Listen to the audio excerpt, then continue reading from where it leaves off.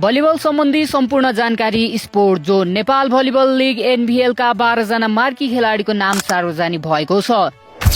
Nepal volleyball league NVL 2026 को पहिलो संस्करण सहभागी 6 टोलीले आज शुक्रबार आफ्ना मार्की खेलाडीहरू सार्वजनिक गर्दैछन्। मार्की खेलाडी छनौटका लागि नेपालका टप A ग्रेडका 12 खेलाडीको नाम सार्वजनिक गरिएको छ। 12 मध्ये 6 जना मार्की प्लेयरका रूपमा चाहिँ विभिन्न टोलीहरूमा अनुबन्धन हुनेछन् भने बाँकी 6 जना चाहिँ बाहिरिनेछन्। मार्की प्लेयर भन्दा बाहिर रहेर टिमभित्र पर्नेछन्। त्रिभुवन आर्मी क्लबबाट 4 जना खेलाडी पर्दा नेपाल पुलिस क्लबबाट 2 जना, गण्डकी प्रदेशबाट 2 जना, कोशी प्रदेशबाट 1 जना, बागमती प्रदेशबाट 1 जना र APF बाट 2 जना गरी 12 जना खेलाडी मार्की प्लेयरको रूपमा अनुबन्धित हुनु भएको छ। त्रिभुवन आर्मी क्लबबाट हरिहजुर थापा, सुनिल बोहरा, धनबहादुर भट्ट र विवश थापा पर्नु भएको छ।